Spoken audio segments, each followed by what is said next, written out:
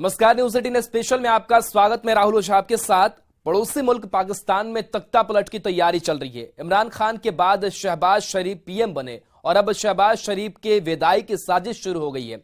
इस बार विरोधी पार्टी का कोई नेता नहीं है, पाकिस्तान की आर्मी भी नहीं है। इस बार पाकिस्तान में तख्ता पलट करेंगी भतीजी, जिससे लंदन से ऑर्डर मिल गया है।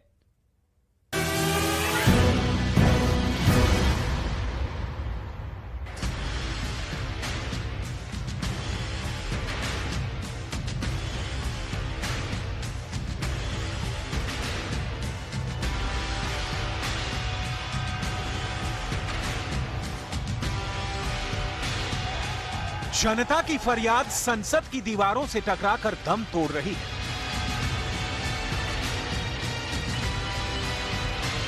आवाम की चीखें कब्र फाड़ गूंज रही हैं, लेकिन इन आवाज, इन चीखों को सुने कौन? जो गला दबा देते हैं, हम खुद मर जाते हैं। अगर आप लोग को ये करना है तो मैं ये भी करके दिखाने के लिए तैयार हूँ। तो बेगारत है ये हुकूमत वाले। तो कहता हूँ कि जो बम पाकिस्तान ने बनाया है, एटम बम, वो हम पे एक दफा गिराए दे, ताकि मतलब हमारा यह सफाया हो जाए। रोटी का टुकड़ा और रोजगार के लिए तड़पते देश को सियासतदान तख्ता पलट का तोहफा बांट रहे हैं। इलेक्शन आने वाला है, डट के मुकाबला करेंगे और इंशाअल्लाह ताला इनको उठा के बाहर फेंकेंगे। सही पकड़े, पाकिस्तान को अपने बूटों तले रौंदने वाली आर्मी नहीं, विरोध के अलंबरदार बने इमरान खान नियाजी भी नहीं, लंदन से भाई को चरण पादुका पहना पीएम बनने वाले नवाज शरीफ भी नहीं। पाकिस्तान में इस बार तख्ता पलट होगा और वो करेंगी शहबाज शरीफ की भतीजी। नाम है मरियम नवाज। लोग मुझे मुबारक देते हैं, कहते हैं मुबारक हो, आपको मुस्लिम लीग नून की चीफ ऑर्गेनाइजर का ओहदा मिल गया। मेरी मुबारक नहीं है, ये अल्लाह ताला के शुक्र के बाद इन कारकुनों की मुबारक है। आपको मुबारक हो। पाकिस्तान अपने सबसे बुरे दौर से गुजर रहा है। अर्थव्यवस्था की लंका लगी हुई है। आतंकवाद से पूरा देश जल उठा है।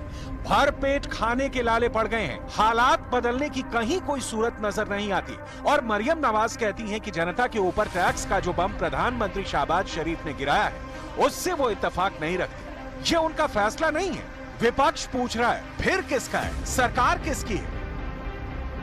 आप कहती हैं कि ये मेरी हुकूमत नहीं है, तो कौम को बताओ किसकी हुकूमत है और कौन लाया है। अगर जुर्रत है मरियम में तो कौम को बताए। वो कहती है ये मेरी हुकूमत नहीं है, तो कौम को बताए ये किसकी हुकूमत है, कौन लाया है। शेख रशीद का ये सवाल बहुत लाजमी है, क्योंकि नवाज शरीफ की बेटी मरियम नवाज इमरान खान नियाजी की हुकूमत गिराने में अव्वल दर्जे की भूमिका निभा चुकी हैं। मरियम की महत्वाकांक्षा की कहानियां पाकिस्तान में चटकारे लेकर सुनाए जाते हैं, लेकिन सियासत में कम तजुर्बा और पिता नवाज शरीफ के ऑर्डर के मुताबिक मरियम अब तक पार्टी का काम संभाल रही थी। अब खुलकर सामने आई हैं और साथ में पिता नवाज शरीफ का लंदन से संदेश लाई है कि चचा जान शहबाज शरीफ कमजोर है, तो वो है ना पाकिस्तान की प्रधानमंत्री बनने के लिए। अब ये बात दीगर है कि मरियम नवाज के हाथ पाकिस्तान की कमान आने से क्या बदलेगा, लेकिन माहौल तो माहौल है। मरियम शहबाज शरीफ की कमजोरियों के बूते सत्ता की सीढ़ियां चढ़ती जा रही हैं, इतनी कि शहबाज शरीफ की कुर्सी हिलने लगी है। जब वो 4 साल 2018 से लेके 2022 तक वो हुकूमत में थे, तो मैं उनको कहती थी तुम्हें हेलमेट पहन के अवाम में जाना चाहिए, क्योंकि लोग अंडे और टमाटर मारेंगे। मरियम नवाज की राजनीति के किताब के अध्याय एक एक खोलेंगे। सबसे पहले नवाज शरीफ की लिखी स्क्रिप्ट मरियम नवाज किस होशियारी से पढ़कर चचा शहबाज शरीफ की विदाई तय कर रही हैं, देख लीजिए। शहबाज शरीफ इस वक्त 9 पार्टियों की गठबंधन सरकार चला रहे हैं। अंतर्राष्ट्रीय मुद्रा कोष से कर्ज के लिए शरीफ सरकार ने जनता पर टैक्स का बम फोड़ दिया है। इस बम का पर्चा पाकिस्तान की संसद में मिनी बजट के तौर पर पढ़ा गया और देश में लागू हुआ, लेकिन शहबाज सरकार की ओर से पाकिस्तानी आवाम पर थोपे गए 170 अरब रुपए के टैक्स के बाद लोग गुस्से में हैं। इस अलोकप्रिय फैसले ने देश में कहर बरपा दिया है। पाकिस्तान की गली गली में शरीफ सरकार के इस फैसले का विरोध हो रहा है। मेरे रोने को मत देखिए आप, मैं इसलिए रो रहा हूँ, मैं अपने ऊपर नहीं रो रहा हूँ। मैं इस पाकिस्तान के हालात के ऊपर रो रहा हूँ। इस पाकिस्तान टेढ़ा हुआ, इसको सीधा करें आप लोग।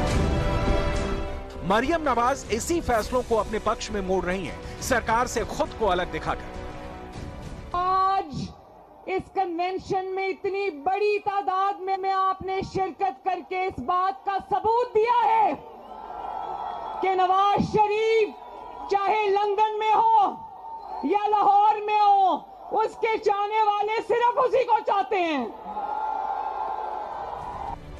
पाकिस्तान में आगामी अक्टूबर में प्रधानमंत्री के चुनाव होंगे। उससे पहले मरियम नवाज के विरोधी सुर ये संकेत दे रहे हैं कि वो चाचा की जगह पाकिस्तान की प्रधानमंत्री बनना चाहती है। कुछ खबरों की माने तो मरियम नवाज के पति retired captain Mohammad Safdar party के भीतर उनके लिए समर्थन जुटा रहे हैं। PMLN पाकिस्तान में इस वक्त दूसरी सबसे बड़ी सियासी पार्टी है। नवाज शरीफ देश के सबसे पके पकाए नेता माने जाते हैं, लेकिन करप्शन केस के चलते लंदन में ही गुजारा करने पर विवश हैं और भाई शहबाज शरीफ के सहारे पाकिस्तान की बागडोर संभाले हुए हैं। मरियम नवाज पिता और चाचा के बीच एक कड़ी है। अब ये कड़ी शहबाज शरीफ के खिलाफ कड़ा होकर मैसेज दे रही है कि सिंहासन खाली करो, मरियम आती है। IMF को खुश करने की खातिर जनता पर महंगाई की चाबुक चलाने के लिए मिनी बजट पेश करना अब शहबाज शरीफ पर ही भारी पड़ रहा है। ना सिर्फ जनता बल्कि उनकी पार्टी के नेता भी इस फैसले के विरोध में है। PMLN के नेता शाहिद खाकान अब्बासी ने सरकार के फैसलों के खिलाफ इस्तीफे की पेशकश की है। शहबाज शरीफ का सियासी सफर भाईजान नवाज शरीफ के सियासी खत तक कैद है।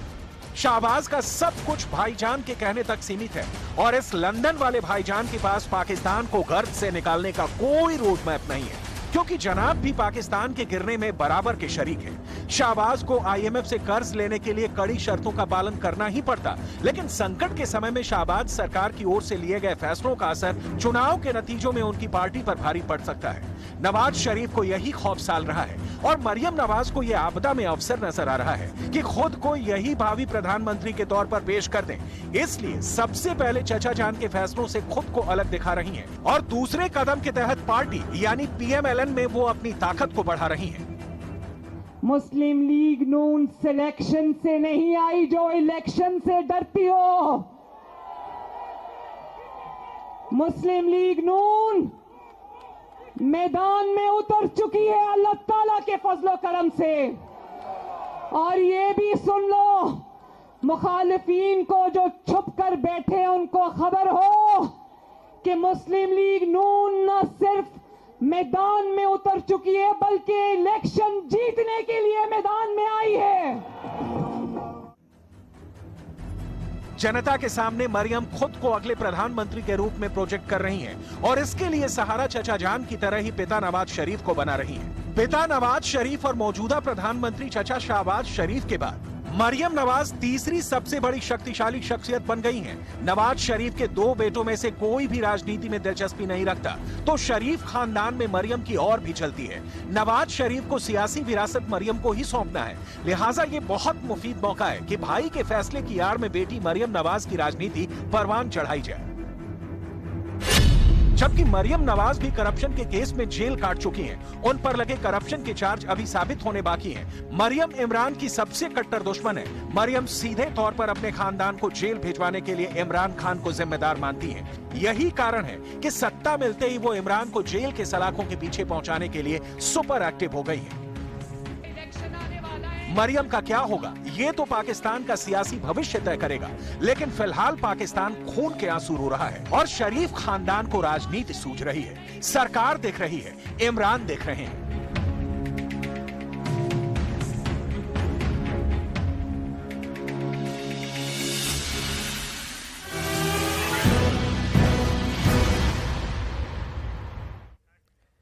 पाकिस्तान में दहशतगर्दी फैलाने वाले तहरीक तालिबान पाकिस्तान पर सेना की मेहरबानी बनी हुई है। चाहत तो यह थी कि कैसे भी करके टीटीपी के सदस्यों को पाकिस्तान में बसाया जाए। इसका दावा पाकिस्तान की पूर्व मानवाधिकार मंत्री शिरीन मजारी ने किया है। रिपोर्ट देखिए। दहशतगर्दों के साथ खड़ी थी पाकिस्तान की सेना। आतंकियों पर थी पाकिस्तान के सेना प्रमुख की मेहरबानी। जान लेने वालों को खुशहाल जिंदगी देने का था प्लान।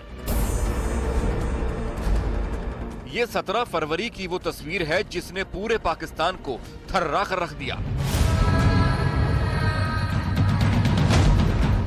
पाकिस्तान के लोगों के सामने एक तरफ कुआं, दूसरी तरफ खाई वाले हालात हैं। कंगाली से जूझते पाकिस्तान में जिंदगी बच गई तो चौखट पर आतंकी खड़े हैं जो जान लेने पर आमादा हैं।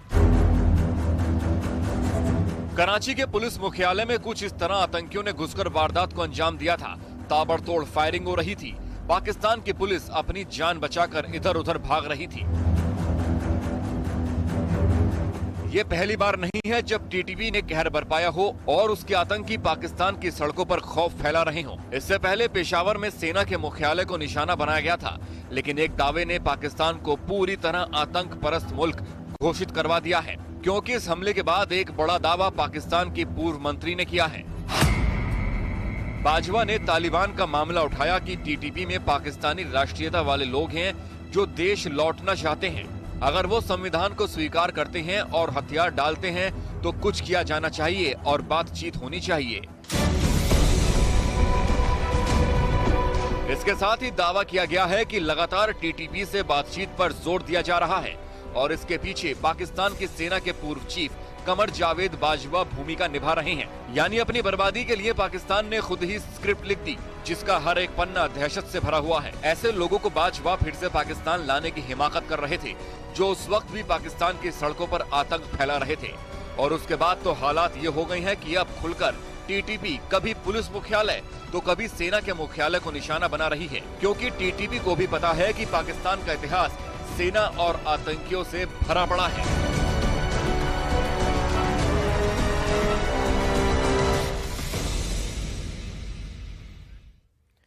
अब बात जेलेंस्की के सबसे बड़े डर की। जेलेंस्की फाइटर जेट मांग रहे हैं, लेकिन रिपोर्ट तो ये है कि यूक्रेन के पास फाइटर पायलट ही नहीं बचे हैं। ऐसे में उनके विमानों को उड़ाएगा कौन? पुतिन को ये बात पता चल गई है और इसलिए उन्होंने जेलेंस्की के हवाई अड्डों पर 4 गुना ज्यादा हमले करने का ऑर्डर जारी कर दिया है। पुतिन का इरादा साफ है कि वो अगले 48 घंटे में यूक्रेन के हर एयर स्पेस को तबाह कर देंगे।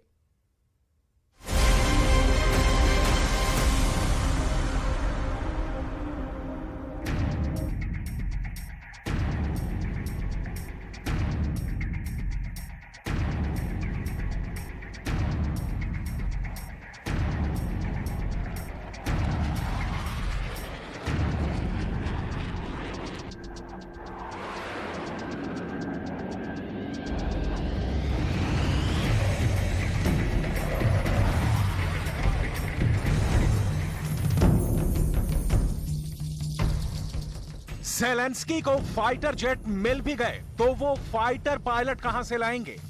यूक्रेन के पास 4 तरह के फाइटर रहे हैं, MiG-29, सुखोई 24, सुखोई 25 और सुखोई 27।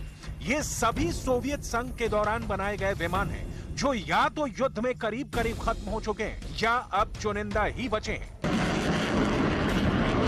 इसलिए ज़ेलेंस्की लगातार फाइटर जेट की मांग कर रहे हैं। सवाल है कि अगर ज़ेलेंस्की को जहाज मिल भी गए तो उनको उड़ाएगा कौन? क्योंकि पुतिन के हमले में यूक्रेन की वायुसेना के बेहतरीन और अनुभवी पायलट भी मारे जा चुके हैं। अब उनके पास बहुत ही यंग यानी नए पायलट ही बचे हैं, जिनको ज्यादा अनुभव नहीं है। और अगर ज़ेलेंस्की को नेटो से नए जहाज मिले भी तो वो पश्चिमी टेक्नोलॉजी वाले होंगे और उन पर ज़ेलेंस्की के लिए ट्रेनिंग देना भी मुश्किल हो जाएगा। इसलिए ज़ेलेंस्की के सामने यूक्रेन की एयर पावर को खड़ा करने के लिए 3 बड़े चैलेंज हैं। पहला, यूक्रेन को नेटो से लड़ाकू विमान मिलने चाहिए ताकि रूस को काउंटर कर सके। दूसरा, विमान उड़ाने के लिए फाइटर पायलट चाहिए, क्योंकि पायलट के बिना विमान किस काम का। तीसरा, पायलट को तैयार करने के लिए वक्त यानी उनको ट्रेनिंग देने के लिए कम से कम 6 महीने चाहिए। इसमें 3 महीने उड़ाने की ट्रेनिंग और अगले 3 महीने उसे उड़ाकर बमबारी या लड़ने की ट्रेनिंग शामिल है। एयरफोर्स को लेकर यही चुनौती ज़ेलेंस्की के लिए सबसे बड़ी टेंशन की वजह बन गई है, क्योंकि यूक्रेन की वायुसेना अब तक सोवियत टेक्नोलॉजी वाले विमान ही उड़ाती आई है। उसके पास नेटो के जहाज आज की तारीख में आ भी जाएंगे तो वो उनको फौरन ना उड़ा पाएंगे और ना ही उन्हें उड़ाकर रूस की वायुसेना का मुकाबला कर पाएंगे। अभी यूक्रेन के पास MiG-29 और सुखोई 27 ये दोनों एयर इंटरसेप्टर यानी रूस के विमानों को रोकने में काम आए। इसके अलावा सुखोई 24 और सुखोई 25 ये दोनों ग्राउंड अटैक फाइटर रूस के मोर्चों पर बमबारी में इस्तेमाल हुए। लेकिन अब मुश्किल नहीं है, यूक्रेन को जहाज भी चाहिए और उन्हें उड़ाने वाले पायलट भी चाहिए। ज़ेलेंस्की के सामने 3 फाइटर जेट हैं। ये उनकी डिमांड भी है, ऑफर भी है, जो मंजूर भी हो सकते हैं और कैंसिल भी। इसमें सबसे बड़ा नाम है F-16 का, दूसरा नाम है मिराज 2000 का और तीसरा नाम सामने आया है यूरोफाइटर टाइफून का। ज़ेलेंस्की को बताया गया है कि पुतिन से बचने के लिए उनके पास इन तीनों में से एक ही विकल्प बचा है, लेकिन ज़ेलेंस्की की जिद ऐसी कि वो अब तीनों फाइटर जेट चाहते हैं। ज़ेलेंस्की युद्ध जीतने के लिए या कहें कि रूस से बचने के लिए तीनों फाइटर जेट चाहते हैं।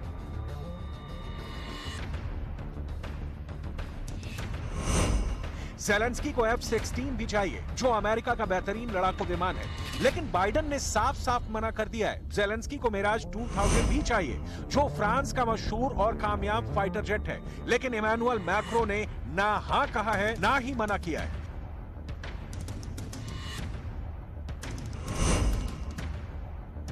ज़ेलेंस्की को नई जनरेशन का यूरोफाइटर टाइफून भी चाहिए। हालांकि ब्रिटेन ने कहा है कि ऐसा मुमकिन नहीं, क्योंकि विमान पर ट्रेनिंग देने पर ही बहुत वक्त लग जाएगा।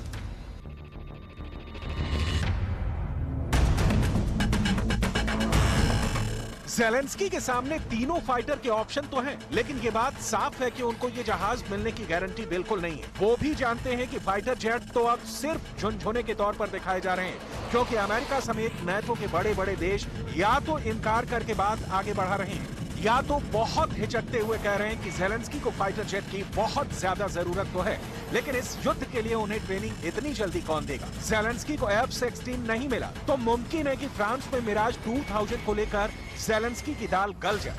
मैक्रो ने मिराज को लेकर सिग्नल तो पॉजिटिव दिया है, लेकिन उनकी बातों में भी हिचकिचाहट है, क्योंकि ये बात यूक्रेन युद्ध की शुरुआत से ही बहुत साफ थी कि नाटो चाहे जितनी पुतिन से दुश्मनी मोल ले, इमैनुअल मैक्रो पुतिन के खिलाफ डायरेक्ट जाने से घबराते हैं। फ्रांस नहीं चाहेगा कि पुतिन ने जिस तरह ब्रिटेन को धमकाया है, ऐसे में गुस्से की चपेट में वो भी आए।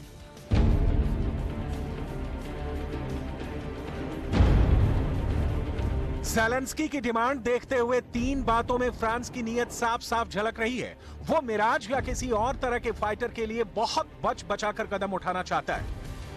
पहली ये कि यूक्रेन की तरफ से अभी कोई आधिकारिक तौर पर लड़ाकू विमानों की मांग नहीं की गई है। दूसरी बात ये कि विमानों का इस्तेमाल रूस के खिलाफ नहीं होगा और यूक्रेन उनसे सिर्फ अपनी हिफाजत करेगा। और तीसरी बात ये कि यूक्रेन को विमान देने से खुद फ्रांस के पास हथियारों की कमी नहीं होनी चाहिए। मिराज 2000 फाइटर्स को लेकर फ्रांस की फिक्र अपनी जगह और रूस के फाइटर जेट्स के बढ़ते हमलों को लेकर ज़ेलेंस्की की टेंशन अपनी जगह है, क्योंकि अब तो रूस के साथ बेलारूस की तरफ से भी एयर अटैक का खतरा है। रूस और बेलारूस की वायुसेनाएं एक साथ अभ्यास कर रही हैं और यूक्रेन में पुतिन के स्पेशल ऑपरेशन के दौरान दोनों देश और करीब आ गए हैं। पुतिन अब अपने फाइटर जेट्स बेलारूस में भी तैनात रखना चाहते हैं, ताकि यूक्रेन पर उत्तर की तरफ से भी पूरा दबाव बनाए रखा जाए। रूस की एयर पावर को रोकने के लिए आपको एक बार फिर दिखाते हैं ज़ेलेंस्की के विकल्प। ज़ेलेंस्की को F-16 के लिए बाइडेन ने मना कर दिया है। ये अमेरिका का बेहतरीन लड़ाकू विमान है, जो रूस के सुखोई फाइटर्स को टक्कर दे सकता है। ज़ेलेंस्की को मिराज 2000 चाहिए। इसमें लगी एयर टू एयर मिसाइल रूस के फाइटर्स के लिए खतरा बन सकती है और फ्रांस इसीलिए इन्हें देने की बात पर खुलकर बोलने से बच रहा है। ज़ेलेंस्की के सामने यूरोफाइटर टाइफून भी है, लेकिन फ्रांस वाला खतरा ब्रिटेन को भी है और उसने भी बहाना बनाकर ज़ेलेंस्की को समझिए कि ना ही कह दिया है। ज़ेलेंस्की इसलिए भी उम्मीद लगाए बैठे हैं क्योंकि बहुत से हथियार जो जर्मनी और अमेरिका खुद नहीं दे पाए हैं, वो ज़ेलेंस्की को पोलैंड के रास्ते मिले हैं। इसलिए पोलैंड अपने F-16 देकर यूक्रेन की मदद कर सकता है, लेकिन फाइटर जेट एक बहुत ही आक्रामक प्लेटफॉर्म होता है। इसके ऑपरेशन का दायरा खुद 100 किलोमीटर नहीं बल्कि हजारों किलोमीटर का होता है। ऐसे में डर यही है कि अगर पोलैंड के रास्ते भी ज़ेलेंस्की को फाइटर जेट्स मिल गए तो वो उससे रूस के अंदर तक हमला करने से बाज नहीं आएंगे। ऐसा इसलिए कहा जा रहा है क्योंकि रूस के 2 मिलिट्री बेस और रिफाइनरी पर पहले भी यूक्रेन की तरफ से हमले किए गए। ऐसा दावा पुतिन की फौज कर चुकी है।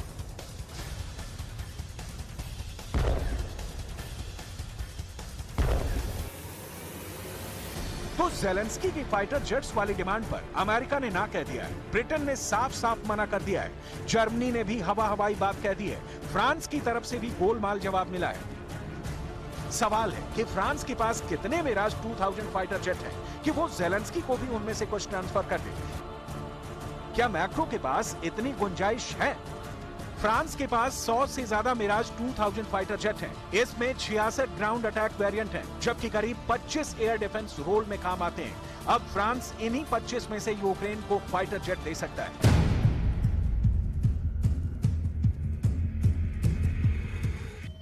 क्योंकि यही ज़ेलेंस्की की जरूरत है और ग्राउंड अटैक वाले जहाज देने का मतलब होगा कि वो रूस के ठिकानों पर भी बमबारी करेंगे, जबकि एयर डिफेंस फाइटर सिर्फ रूस के विमानों को काबू करने में काम आएंगे।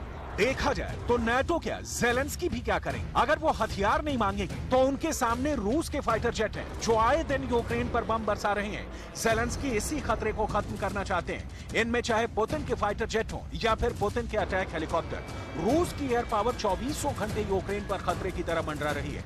यही ताकत है जिसे दिखाकर पुतिन बार बार कह रहे हैं कि यूक्रेन को हथियार डालने पड़ेंगे, क्योंकि इससे कम में वो मानने वाले नहीं है।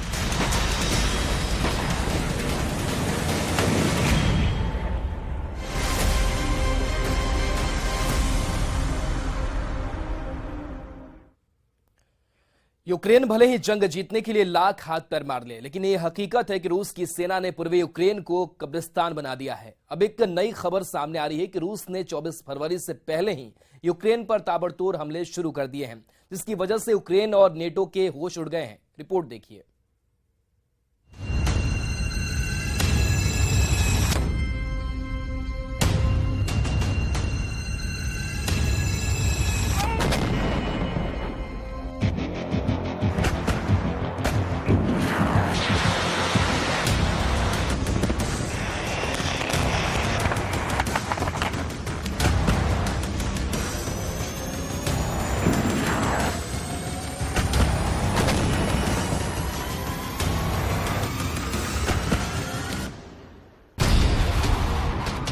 चौबीस फरवरी से सिर्फ 5 दिन पहले आखिर नाटो देश पोलैंड ये दावा क्यों कर रहा है कि रूस ने यूक्रेन पर नया हमला शुरू कर दिया है?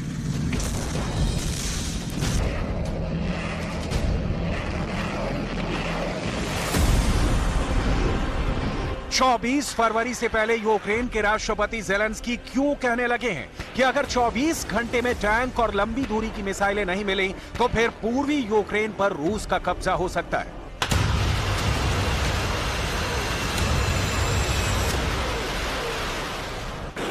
24 फरवरी से पहले ब्रिटेन चीख चीख कर क्यों कह रहा है कि अगर यूक्रेन को दोगुने हथियार नहीं मिले तो फिर रूस को हराना असंभव हो जाएगा?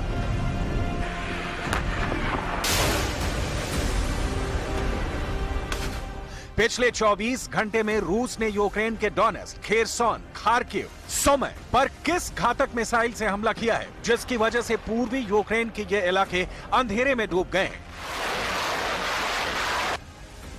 360 दिन से ज्यादा की जंग में रूस यूक्रेन पर भयानक तरीके से बारूद बरसा चुका है। अब तक यूक्रेन की राजधानी कीव समेत 13 शहरों पर रूस सैकड़ों मिसाइल हमले कर चुका है, जबकि यूक्रेन को नाटो और पश्चिमी देशों से मिले घातक रॉकेट, मिसाइल और एयर डिफेंस सिस्टम रूस के तूफानी हमलों के सामने नाकाम साबित हो रहे हैं। हैरानी की बात तो यह है कि ये उन पिछले 2 महीने से यूक्रेन और पश्चिमी देशों की तरफ से प्रोपेगेंडा किया जा रहा है कि पुतिन का रूस बुरी तरह से जंग हार रहा है, जबकि हकीकत में कागजों पर जंग जीतने वाले यूक्रेन को रूस ने जमीन पर रगड़ कर रख दिया है। डोनबास्क और डोनेट्स्क पर रूस के आंशिक कब्जे की खबरें आ रही हैं, लेकिन इस बीच नाटो में शामिल पोलैंड के राष्ट्रपति आंद्रेज डूडा ने दावा कर दिया है, दुनिया को हैरान कर दिया है। पोलैंड के राष्ट्रपति आंद्रेज डूडा ने रूस के नए हमलों को लेकर बड़ा दावा किया है। पोलैंड के राष्ट्रपति के मुताबिक यूक्रेन पर रूस ने नया हमला शुरू कर दिया है। आंद्रेज का हवाला देते हुए कहा है, रूस ने 24 फरवरी से पहले ही यूक्रेन पर नए हमले शुरू कर दिए हैं। पोलैंड के राष्ट्रपति आंद्रेज डूडा ने दावा किया है कि जंग यूरोप यूक्रेन में देख रहा है। नाटो से जुड़े पोलैंड के राष्ट्रपति आंद्रेज डूडा का यह दावा साबित करता है पुतिन का रूस अमेरिका और पश्चिमी देशों की सोच से कहीं आगे की जंग कर रहा है। यानी रूस ने 24 फरवरी से पहले ही एक तरह से यूक्रेन पर शुरू कर दिया है। दूसरी तरफ जर्मनी में नाटो देश रूस से निपटने के लिए अभी मीटिंग पर मीटिंग ही कर रहे हैं। jest bardzo ważny. Znaczy spodziewamy się, tak szczerze mówiąc, ofensywy rosyjskiej w każdej. Pojawiły się w mediach informacje, że ta właściwie ofensywa rosyjska już się zaczęła. Takiej wojny jak ta, która dzisiaj się dzieje w wyniku II wojny światowej. पूर्वी Ukraine इस वक्त रूस का prime target बन चुका है। लगभग रूस के यूक्रेन ने खुद ही बखमूत में बचे 6000 यूक्रेनियों से कहा है कि 24 घंटे के अंदर बखमूत को खाली कर दो। यानी पूर्वी यूक्रेन का किला माना जाने वाले बखमूत में रूस की पक बेहद, तो वहीं यूक्रेन के डोनेट्स्क पर बेहद क्रूर हमले शुरू कर दिए हैं। राष्ट्रपति ज़ेलेंस्की रूस के तूफानी मिसाइल हमलों को देखकर हैरान है। ऐसे में सवाल उठता है कि क्या सिस्टम नाकाम साबित हो रहा है। हम आपको बताते हैं पिछले 24 घंटे में रूस ने पूर्वी यूक्रेन में किस तरह के हमले किए।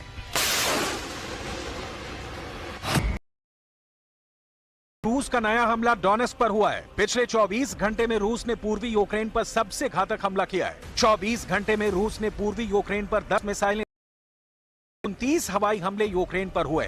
वहां रूस की रॉकेट आर्मी ने पूर्वी यूक्रेन पर 69 रॉकेट दागे हैं। हालांकि यूक्रेन ने दावा किया है कि उसने फ्रंट लाइन के 20 इलाकों में रूस के हमलों को नाकाम